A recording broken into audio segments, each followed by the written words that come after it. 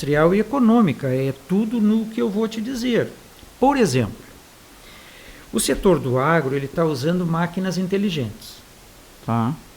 Isso aí é geotecnologia, geoeconômica, mas está criando um problema social, porque nós não temos a cabeça de obra, porque hoje não é mais mão de obra, cabeça de obra, né, para movimentar essas estruturas, dessas máquinas.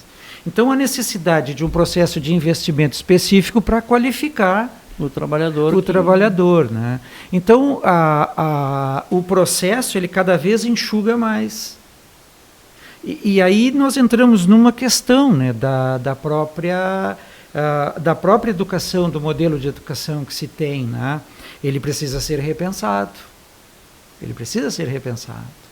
Nesse sentido de trabalhar as competências que o jovem vai precisar quando ele deixar a escola.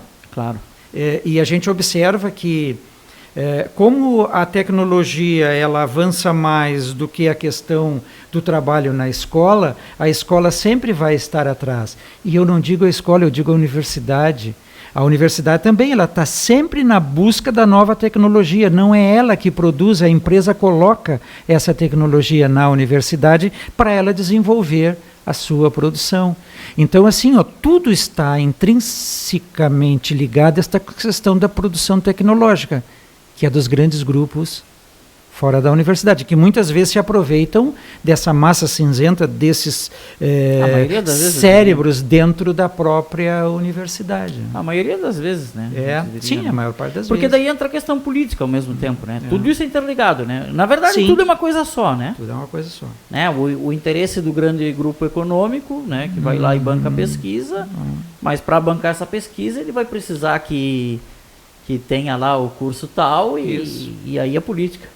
Quando eu ainda estava na universidade, se fazia um discurso ali no ANDES, né, que é a Associação Nacional dos Docentes de Ensino Superior, do qual eu sou filiado de duas, né, da PUFPEL, que é a Associação dos Apresentados, do qual eu sou, mas eu continuei filiado à do FIPEL. E se fazia uma discussão naqueles momentos de greve lá, o pessoal dizia assim, a universidade está privatizada por dentro. Eu me lembro disso. Como privatizada por dentro? Falava o cara que se beneficiava, né? Aí o pessoal dizia, não, porque o professor recebe bolsa em dólar, né? Além do salário, recebe também bolsa em dólar para produzir o que o mercado... Para uma empresa privada, para uma empresa privada. Então diz assim, a universidade pública, em grande parte, ela já está privatizada por dentro, né?